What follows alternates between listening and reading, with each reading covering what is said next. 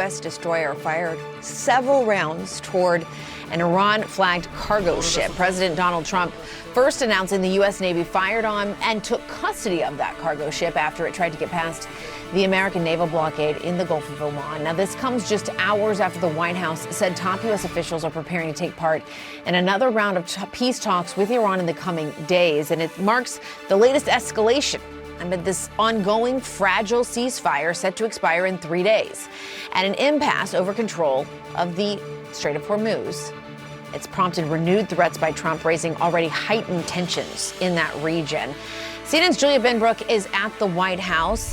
Julia, what more are we learning about this incident with the Iranian vessel, and how is the president and his team thinking about these negotiations in a few days? Well, with these negotiations coming in a few days, every hour, every day, every development matters. So as President Donald Trump announced this, he said that U.S. forces had fired on and seized an Iranian-flagged cargo ship as it attempted to pass through that U.S. naval blockade in the Gulf of Oman. Now, I want to pull up that post for you now. He did go into a bit more detail. He said, quote, the U.S. Navy-guided missile destroyer USS Spruance intercepted the Tausk in the Gulf of Oman and gave them a fair warning to stop. The Iranian crew refused to listen, so our Navy ship stopped them right in their tracks by blowing a hole in the engine room. Right now, U.S. Marines have custody of that vessel. Trump's announcement comes as he has accused Iran of violating the current ceasefire that we are in right now that has a few days left. He was recently asked if he would consider extending that if a deal is not met by then, and he said, maybe not, maybe I won't extend that. Joining us now, former U.S. Ambassador to the UN, John Bolton. He also served as Trump's former national security advisor during the first administration. Ambassador Bolton, thank you for being here with us. I just want to start by getting your reaction to this news we have now about the U.S. Navy firing on and seizing this Iranian-flagged cargo ship. Well, this is what blockades do. This ship, a very large tanker apparently, was trying to run the blockade. They were told not to do it. They kept going, so apparently we fired a missile into their engine room. That's usually a pretty good way to stop a ship. Marines boarded it and are presumably taking it into custody. I might say not only is the ship apparently in violation of the blockade, it is also a ship we've sanctioned. It may be part of what people call the ghost fleet. These are basically ships with shady ownership that change their flags of registration on an hourly basis. And that's a separate independent ground to board the ship. It's a stateless vessel, if that's true, and therefore no state can complain when we board it. It ought to be a lesson to not just to Iran, but to any other ship owners or insurance companies that think they can run a U.S. Navy blockade. Yeah, we're waiting for, obviously, confirmation of that. We don't know exactly the case on that just yet. Do you see this, though, as escalatory, or is this expected? Well, if anybody escalated here, it was the government of Iran to challenge the blockade. I believe this is the first serious ship, maybe some Fisher's Dow may have made it through the blockade. But if this is as large a tanker as it appears to be, I don't think they went out there by accident. So Iran may have been, the Ayatollahs, the regime, may have been trying to see whether we really did have resolve if somebody didn't turn around when they were ordered. Now they know the answer to that. What do you think it means for the ceasefire? Well, it's probably not good news, but it's exactly the right thing to do. I don't think Iran should make a nickel off of its oil as long as this conflict goes on. And frankly, I think the next step has to be the U.S. And Israel militarily opening the strait to ships from the Gulf Arab states to get their oil out onto the water. The way Iran has turned this control of the straits, blocking it on and off like a light switch, shows somebody needs to take the light switch away from them. They do not have the authority to do what they're doing. It's unacceptable to the Gulf Arabs, and as a country whose foreign policy has rested on freedom of the seas since before the Declaration of Independence, we should open it up on that ground alone. And before this war started, Iran, to your point, to you continue your analogy, didn't really seem to know that that light switch that was so powerful that they can really control so much and have so much leverage. Do you think that that has been one of the unintended outcomes of what's happening? And do you think, I know you say that the U.S. and the Israeli military should take it back. What would that even look like? Well, I think we've got plans for that. I think part of the operations are already underway or were before the ceasefire. Look, this notion that somehow something new has happened, though, I don't think is correct. Any Navy in the world knows a choke point like this when they see it. And in fact, the Iranians before, during the Reagan administration, were firing on tankers in the Persian Gulf, and the U.S. and Kuwait arranged for the tankers to be reflagged as American ships and were escorted by American naval vessels through the Gulf and out the Strait. What the Iranians did was take this potential leverage of closing the Strait and make it a reality. And if there's any silver lining here, it's now everybody understands what's at stake. And there's no way that Iran should come away with the lesson that they can close the strait anytime they want. They need to learn the exact opposite lesson, which is they better not try it again. That's how you restore deterrence. That's how you prevent whoever is ruling in Iran from thinking they can do it again. Yeah, that's what I was getting at. It's just like if that's their takeaway, that could be quite problematic. And so what would you like to see happen then specifically? Well, I guess we'll find out tomorrow whether there are talks in Pakistan or not. We're getting one signal from the White House, a different signal from Tehran. We'll find out tomorrow. But the notion that was being spread around at the end of last week, and I think reflected in stock markets and oil prices, that this thing is almost over, that the differences are almost resolved, is just flat out wrong. When people talk about sticking points like opening the strait, like possession of the Iranian nuclear weapons program, like their support for international terrorism. These aren't minor details. This isn't 80% of the deal done with just a few minor things to work out. These are the existential issues that in many senses caused the U.S.-Israeli attack to begin with. And we were hearing from Julia Benbrook there, the president saying in one of the telephone interviews that the vice president won't be going due to security concerns. What does that tell you, if anything? And I know, I hear you. We have to see if these are actually even going to happen. But how are you thinking about these potential discussions? Well, I think they're a waste of oxygen. In fact, I think it was a mistake to have the ceasefire. The overwhelming preponderance of weapons being delivered was by the U.S. and Israel on Iran, not by Iran on everybody else. They've gotten now a 2-week breather where they're doing what they can to recover, regroup, get ready for the next phase of the war. We never should have let up on them. Yeah. Do you think J.D. Vance should be going? Obviously, the president's saying it's a security concern.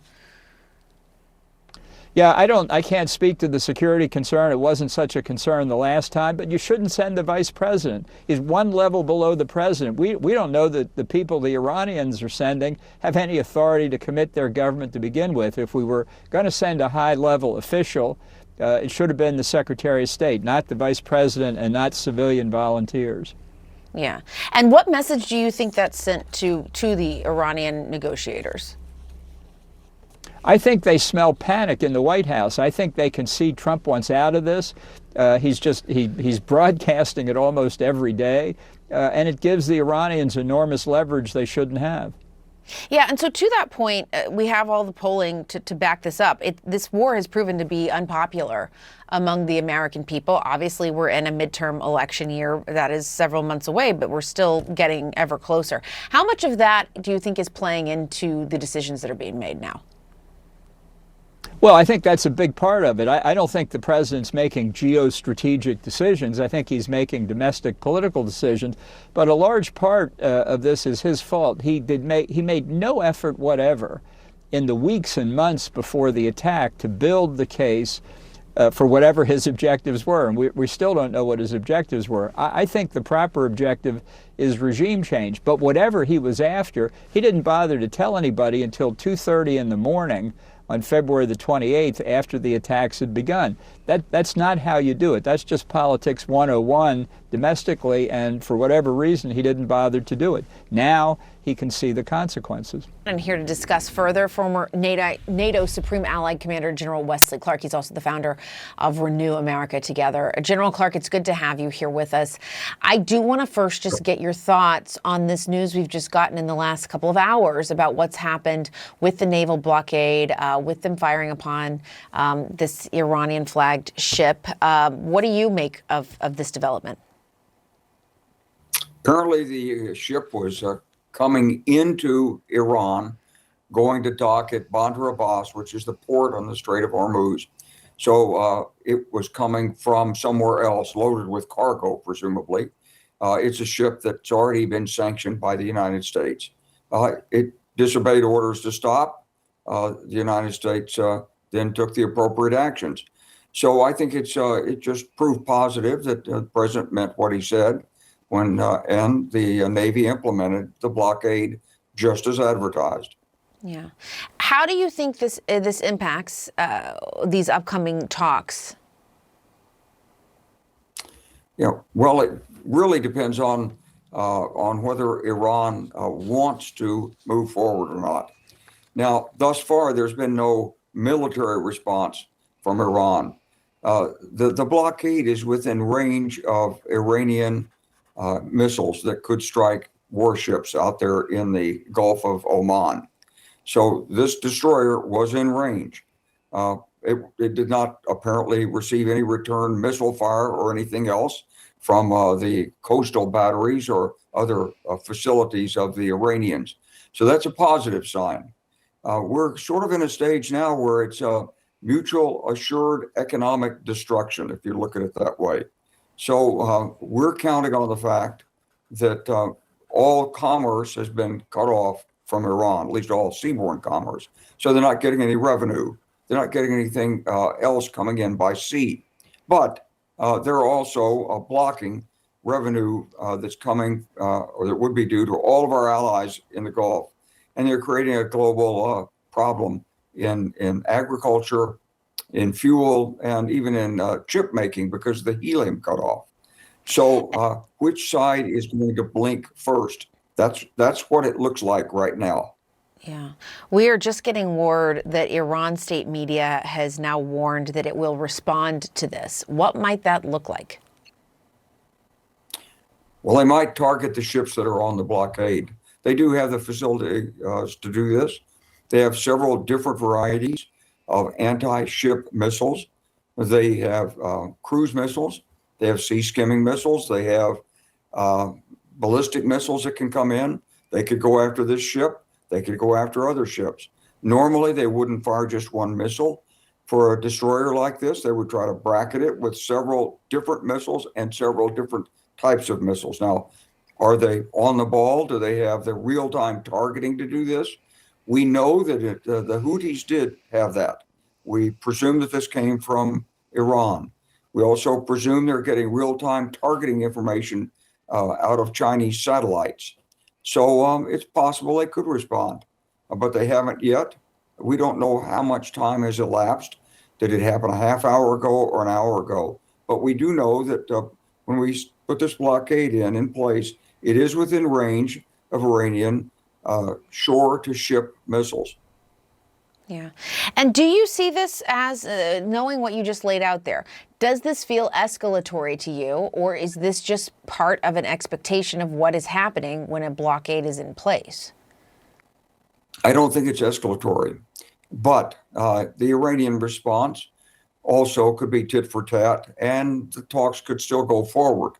I think one of the complications in here for the Iranians is that if they're going to really resume attacks, and they would attack our friends in the Gulf, there's a 12,000-man Pakistani contingent in Saudi Arabia. And the Saudis have a mutual defense agreement with Pakistan.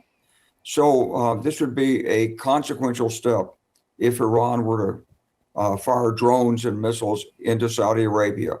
Maybe they could attack Kuwait instead, and maybe they think they'd get away with it. But I think they're going to think twice before they re-escalate in this. I think they're very tough bargainers. I think they believe that if they can get our delegation over there, they can out-talk them.